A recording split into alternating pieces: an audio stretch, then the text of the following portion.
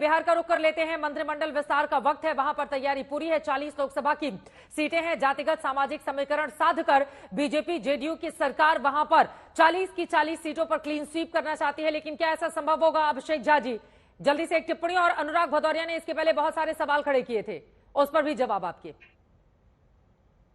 एकदम संभव। एक बहुत नेचुरल अलायंस रहा है एनडीए का, और पिछली बार कमोबेश यही स्वरूप था।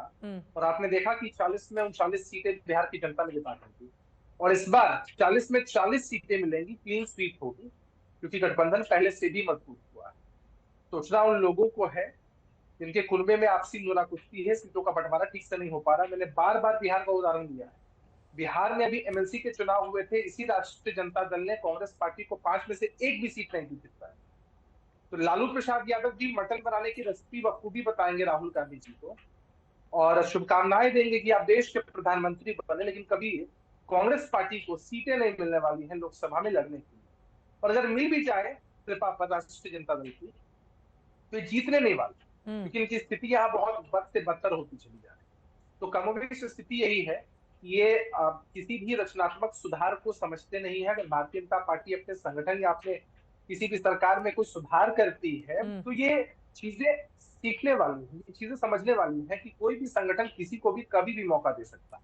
लेकिन जो पार्टियां परिवारवादी वंशवादी होती है ना चित्रा जी, उनके लिए प्राथमिकता ये होता है कि एक बार जो जम गया उसको जम गया, अब वो हटेगा नहीं, चाहे उसे काम करना आता हो कि नहीं आता। तो भदौरिया साहब उन लोगों की ही पैरवी करते रहते हैं। ठीक है, उनके ही पैरवी का प्रवक्ता है, इसलिए उनकी भाषा इस तरह। ठीक है, जल्दी जल्दी एक एक टिप्पणी बाकी लोगों से भी ले लेती हूँ। दानिश कुरैशी जी आपके पास आते हुए, उसके बाद कन्हैया जी मैं फौरन आऊंगी आपके पास।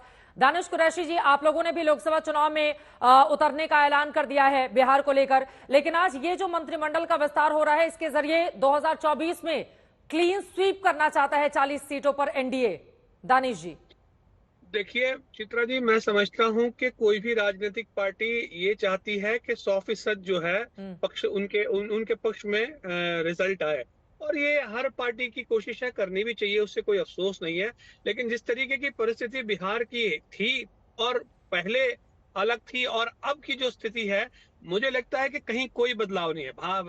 जेडीयू के जो प्रवक्ता अभी कह रहे थे, वो भाषणबाजी कर रहे थे, तो ये समझ में नहीं आता कि अब के पहले जिनके साथ में वो थे वो इसमें मानते थे या नहीं मानते थे परिवारवाद में, ये अलग बात है। लेकिन सबसे बड़ा सवाल यहाँ के ये खड़ा है कि ऑल इंडिया मजलिस इत्तेहादुल मुस्लिमीन का बिहार एकम जिस तरीके से काम कर रहा है, और मोदी जी जो बातें कह रहे थे कि हमने जिस तरीके का समाज में वो किया है कि मेरे लिए महिलाएं अलग हैं और युवा अलग हैं, जिस तरीके की भाषा उन्होंने विभाजित की थी, आज जो मंत्रिमंडल बनाने की कोशिश नजर आ रही है, कहीं ना कहीं ये साफ तौर पे उनकी करनी और कथनी पे सीधा ये प्रहार है। ये साफ तौर पे रह गई बात ऑल इंडिया मजलिस इत्तेहादुल मुस्लिमीन अपनी ईमानदारी के साथ ईमानदार कोशिशों के साथ मैदान में है, और आप देखिएगा ये चाहे कुछ भी बातें कर रहे हो कि 400 पार के 600 पार, उससे कुछ फर्क होने वाला नहीं है। इस बार इनकी लुटिया डूबेगी, बिहार में तो कम से कम खतरनाक वाली डूबने वाली है। ठीक है, कन्हैया बेलारी जी, जल्दी से एक आपकी टिप्पणी, उसके बाद हम पटना लेकर चलेंगे अपने दर्शकों को। वहां पर अब राजभवन की तस्वीरें भी सामने आ रही हैं, लेकिन कन्हैया जी, आज ये जो मंत्रिमंडल विस्तार हुआ है, वो होने जा रहा है, और जो नाम निकलकर सामने आए हैं, ये क्या संकेत और संदेश दे रहे हैं? नहीं, नाम तो ठीक ही है, नाम में क्या दिक्कत है। मैं जनता दल के जो प्रवक्ता हैं, वो बता रहे हैं कि नेचुरल अलायंस है। इसके पहले और नेचुरल अलायंस था क्या? वो तो जब बदलते हैं कहते हैं यही नेचुरल अलायंस है, इससे बढ़िया कोई नेचुरल है। और ये नेचुरल अलायंस में मंत्रिमंडल विस्तार में 47 दिन लग गए। आप समझ सकती हैं कि इतना 47 दिन क्यों लगा। होता है कि भाई लिस्ट नहीं आ रही है, भाजपा की तरफ से लिस्ट नहीं है, कहाँ लिस्ट अटक गया था। 47 दिन लिस्ट नाम तय करने में लग गया। और जीतन राम मांझी जो है बेचारे 2 रोटी के लिए तरस रहे थे, मतलब डिमांड था, अब तो एक ही रोटी उनको मिला। ये भी बात है, अब वो क्या करेंगे। उधर जो है पशुपति पारस जो है वो टाल ठोक रहे हैं कि मैं लड़ूंगा, और 400 पार की बात हो रही है। प्रधानमंत्री नरेंद्र मोदी जी या बीजेपी नेतृत्व जो है नगरे नगरे द्वारे द्वारे घूम रहे हैं, जहाँ भी आंध्र प्रदेश में गठबंधन हो गया बड़ा खुश हैं, बीजू पटनायक ये बीजू जनता दल से बहुत खुश हैं, नीतीश कुमार से हो गया बहुत खुश हैं। तो 400 पार कैसे, मतलब इतना कॉन्फिडेंट होने के बावजूद भी गठबंधन के लिए इतना लोग चिंतित हैं, ये मेरी बात समझ में नहीं आ रही है। और नीतीश कुमार सरेंडर कर दिए हैं बिहार में, भाजपा के सामने इन्होंने सरेंडर कर दिया एक तरह से, क्योंकि ये तो इनका डील जो था वो लोकसभा के साथ विधानसभा चुनाव कराने का, ये सब है, सब ये ओपन सीक्रेट हो गया है। लेकिन नहीं मानी बीजेपी ने कह दिया कि नहीं, हम लोकसभा के साथ विधानसभा का चुनाव नहीं कराएंगे। आप इसीलिए ये डिले करते गए। आप बताइए, 2 दिन से अखबारों में छप रहा है, कल ही था, आज हो जाएगा। आज ही संशय की स्थिति थी, किसी के पास कोई खबर नहीं था। मैं एक संवैधानिक पद पर बैठे हुए व्यक्ति के यहाँ बैठा था, हमने पूछा शाम 5 बजे 5:30 बजे आपके पास कोई आया है क्या इसकी खबर? अतना कुछ नहीं आया, समझ में नहीं आ रहा है। ठीक है, उत्तर में खासतौर से बिहार में सभी की निगाह इस बात पर टिकी हुई है कि मंत्रिमंडल विस्तार को लेकर ये जो कवायद की जा रही है उसके जरिए क्या 40 सीटों पर वही मजबूत उपस्थिति दर्ज कर पाएगा एनडीए, जैसा कि पिछली बार देखने को मिला था। कोशिशें लगातार की जा रही हैं। सुजीत झा हमारे संवाददाता इस वक्त हमारे साथ जुड़ चुके हैं। सुजीत, अब चूंकि घड़ी नजदीक आ रही है, वो जो वक्त मुकर्रर किया गया है शाम 6:30 बजे का 10 मिनट बाकी है, क्या तैयारी देख रहे हैं आप? देखिए, तैयारी पूरी है और काफी प्रतीक्षा के बाद ये तैयारी आई है। अभी हम राजेंद्र मंडपम जो कि राजभवन में है और यहीं पर शपथ ग्रहण समारोह आपने देखा होगा लगातार कई बार हुआ, आज भी हो रहा है। 47 दिनों के बाद जब 28 जनवरी को नीतीश कुमार ने 9वीं बार जब शपथ ग्रहण किया था तो लगा था कि 2-4 दिनों में ये मंत्रिमंडल विस्तार भी हो जाएगा, पर पहले उसके बाद हुआ कि विश्वास मत प्राप्त कर लेंगे, उसके बाद हो जाएगा। उसके बाद हुआ कि विधानसभा सत्र समाप्त हो जाएगा, उसके बाद होगा। उसके बाद हुआ कि विधान परिषद का चुनाव समाप्त हो जाएगा, तब होगा। अब देखिए, कल विधान परिषद का रिजल्ट भी आ गया, निर्विरोध सारे लोग चुने गए, जिसमें मुख्यमंत्री नीतीश कुमार भी उम्मीदवार थे। और आज मंत्रिमंडल का विस्तार हो रहा है, इसमें भी 2 दिन का वक्त लगा। परसों ही खबर आ गई थी कि कल मंत्रिमंडल का विस्तार होगा, लेकिन कुछ बीजेपी की तरफ से ये कहा गया कि वो तैयार नहीं थे इसके लिए, क्योंकि बीजेपी को लोकसभा चुनाव पर ज्यादा ध्यान था और ज्यादा फोकस था उनका, जबकि नीतीश कुमार चाहते थे कि लोकसभा चुनाव से पहले ही मंत्रिमंडल का विस्तार कर लिया जाए। बीजेपी की तरफ से ये भी बातें आ रही थी कि लोकसभा चुनाव के बाद विस्तार किया जाएगा, ताकि अभी जो नाराजगी है, अगर कोई नाराज होता है वो नाराजगी ना रहे, क्योंकि 40 की 40 सीटें जीतनी है। तो ये जो पूरी माथापच्ची की गई है बीजेपी की तरफ से, बीजेपी ने 6 नए चेहरे दिए हैं, आप समझ लीजिए। जेडीयू ने तो कोई बहुत ज्यादा परिवर्तन नहीं किया है। संजय झा राज्यसभा चले गए तो एक महेश्वर हजारी को लिया गया है। महेश्वर हजारी पहले भी मंत्री रह चुके हैं, कोई नया चेहरा नहीं है वो, लेकिन बीजेपी में 6 नए चेहरे लिए हैं। और ये उसमें पूरा ख्याल रखा गया है जातीय समीकरण का। आपको पता ही है कि बिहार में जातीय गणना भी हुई है, तो उसका भी ख्याल रखा गया है। पिछड़ा, अति पिछड़ा, दलित पर ज्यादा फोकस है। सवर्णों को भी नहीं छोड़ा है, ये भी बात है कि सवर्णों को भी जगह मिली है। हाँ। एक बड़ी खबर आ रही है, सुजीत जी, उसके बाद मैं फौरन आपके पास आऊंगी।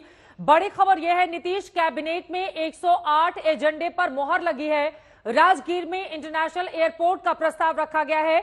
सीएम नीतीश के गृह जिला नालंदा के राजगीर में इंटरनेशनल एयरपोर्ट बनाने के नाम पर मोहर लगाई गई है।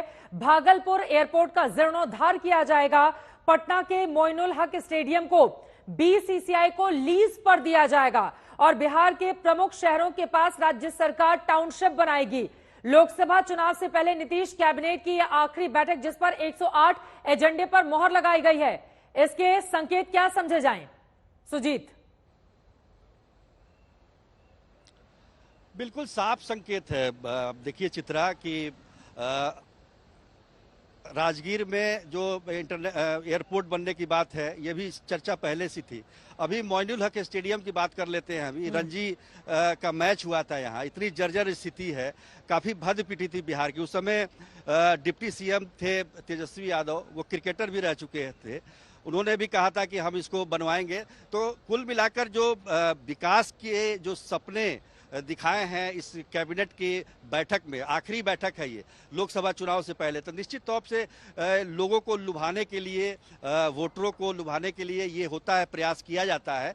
और इसमें बहुत सारी चीजें जो कैबिनेट में आती है वो पूरी भी हो जाती है और समय पर पूरी होती है, ऐसी बात नहीं है। पहले बहुत सारी घोषणाएं हुआ करती थी चुनाव से ठीक पहले, लेकिन वो पूरी होती है, लेकिन अब ऐसी बात नहीं है, देर सवेर ये पूरी हो जाती है। तो कहीं ना कहीं लोकसभा चुनाव को देखते हुए ये सारी तैयारी की गई है। ये सारा स्टेज जो आप देख रही हैं राजेंद्र मंडपम में जो लगा है, ये मंत्रिमंडल का जो विस्तार हो रहा है, ये सब कहीं ना कहीं लोकसभा चुनाव को ही ध्यान में रख के किया जा रहा है। और सबसे बड़ी बात क्या है कि बिहार में एक अलग प्रेशर है। ये 40 सीटें आपने पिछली बार जीती थी और वो भी बहुत ज्यादा मशक्कत उसमें नहीं करनी पड़ी आपको, लेकिन 40 में से 39 सीटें आपने जीती थी। इस बार 40 में से 40 जीतना चाहते हैं, लेकिन ये नहीं भूलना है कि महागठबंधन भी आज इंटैक्ट है। उनके साथ लेफ्ट पार्टियां भी हैं, पहले नहीं थी पिछली बार, ये ध्यान रहना चाहिए।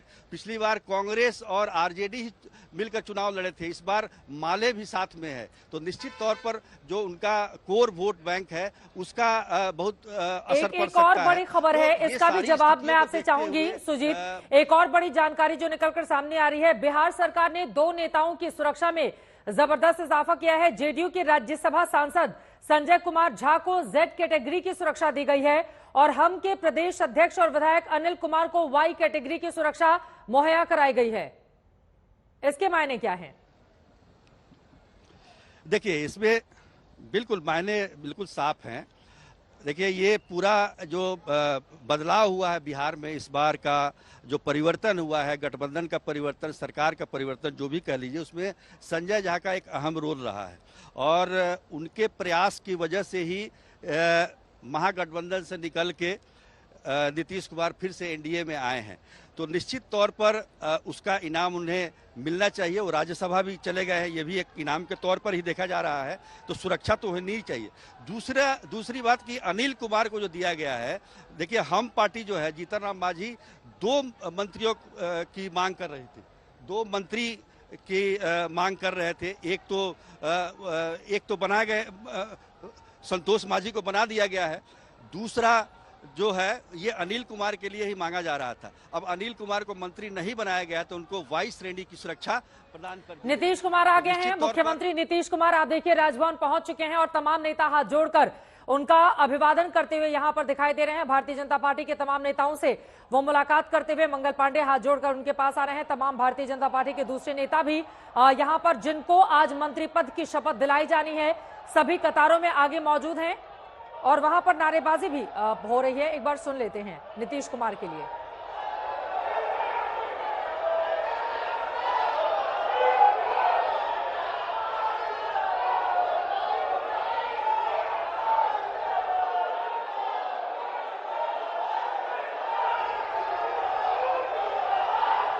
नीतीश कुमार जिंदाबाद के नारे लग रहे हैं इन तस्वीरों में और मुस्कुराते हुए नीतीश कुमार अब अपनी कुर्सी तक जाते हुए और तमाम दूसरे नेता खड़े होकर उनसे मुलाकात कर रहे हैं। सभी आज जिन मंत्रियों को शपथ दिलाया जाना है, खासतौर से नीतीश कुमार ने जातीय समीकरण को पूरी तरह से साधने की कोशिश की है। 6 सवर्ण, 6 दलित, 4 अति पिछड़ा, 4 पिछड़ा और 1 मुस्लिम चेहरे को शपथ लेते हुए आज इस मंच पर आप देखने वाले हैं। नीतीश कुमार के आते ही वहां पर आपने देखा किस तरह से नारेबाजी शुरू हो गई और नीतीश कुमार जिंदाबाद के नारे वहां पर लगने लगे। 9 बार रिकॉर्ड शपथ ले चुके हैं मुख्यमंत्री के तौर पर नीतीश कुमार और अब उनकी कैबिनेट का ये जो विस्तार है वो अपने आप में काफी ज्यादा अहम होने जा रहा है। लोकसभा चुनाव से पहले कैबिनेट विस्तार को लेकर, और ये देखिए नए मंत्री, कुछ नए हैं, कुछ पुराने चेहरे हैं। मंगल पांडे तो पहले भी रह चुके हैं, कुछ नए चेहरे, कुछ पुराने चेहरे। हमारे साथ सुजीत झा जुड़े हुए हैं। सुजीत, अगर भारतीय जनता पार्टी के, चूंकि चेहरों को इस वक्त हम दिखा रहे हैं, उनके तमाम विधायकों को जरा बताइए कि क्या क्या खास है, कितने लोग नए हैं, कितने पुराने हैं, क्या क्या समीकरण साधा गया है इसमें? देखिए, भारतीय जनता पार्टी हमेशा से कोई ना कोई प्रयोग करती रहती है। पिछली बार भी आपको याद होगा कि रेणु देवी को और तारकिशोर प्रसाद को डिप्टी सीएम बना दिया था मोदी जी के जगह पर। तो कहने का मतलब ये है कि वो प्रयोग करती रहती है। इस बार भी ये देखा गया है कि 6 नए चेहरे सुशील कुमार मोदी की जगह पर उन्होंने बना दिया था। तो 6 नए चेहरे इस बार बीजेपी ने प्रयोग में इस बार मतलब शामिल किया है मंत्रिमंडल में बीजेपी की तरफ से, जिसमें से आप कह सकते हैं, देखिए शुरू से अगर देखा जाए तो रेणु देवी पिछली बार डिप्टी सीएम थी, इस बार उनको मंत्री बनाया गया। मंगल पांडे रह ही चुके हैं, वो स्वास्थ्य मंत्री थे पिछले 5 सालों से। नीतीश मिश्रा भी पहले मंत्री थे 2010 में, लेकिन बीच में कुछ गैप हो गया, 10 वर्षों के बाद वो मंत्री बन रहे हैं। नीरज कुमार सिंह वो पिछले सरकार में वन एवं पर्यावरण मंत्री थे। नितिन नवीन भी पिछले पथ निर्माण मंत्री थे, इस बार भी मंत्री बनाया गया है। दिलीप जायसवाल की चर्चा मैं करना चाहूँगा, ये किशनगंज से आते हैं और कटिहार से, और किशनगंज में इनका मेडिकल कॉलेज है और कोषाध्यक्ष है ये बीजेपी के, प्रदेश बीजेपी के। तो निश्चित तौर पर इनको मौका मिला है। 2 बार ये एमएलसी रह चुके हैं, दूसरी बार ये एमएलसी बने हैं। और संतोष सिंह राजपूत, जो कि संतोष सिंह ये हैं कैमूर के, जो शाहाबाद क्षेत्र है। आप देखिएगा कि शाहाबाद क्षेत्र से 2 ही विधायक जीते थे पिछली बार 2020 के विधानसभा चुनाव में, जिसमें अमरेंद्र प्रताप सिंह को कृषि मंत्री बनाया गया था, लेकिन बढ़ती उम्र के होने की वजह से इस बार उनको मंत्री नहीं बनाया गया है। और संतोष सिंह जो कि एमएलसी हैं, उनको मौका दिया गया है। जनक राम पहले भी मंत्री रह चुके हैं, एमएलसी हैं ये।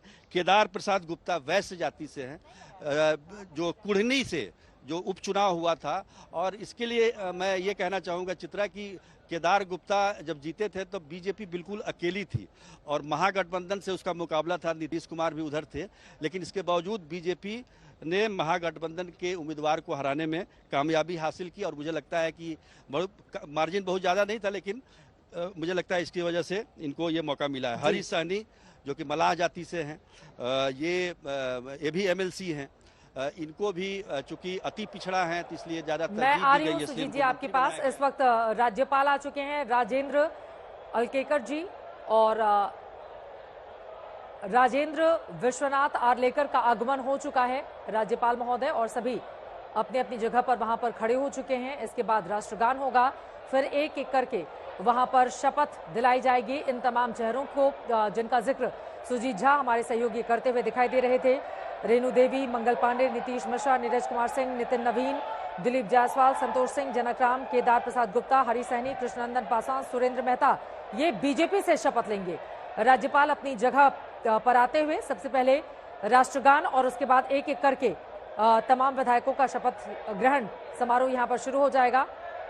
हाथ जोड़कर सभी का अभिवादन स्वीकार करते हुए राज्यपाल राजेंद्र विश्वनाथ।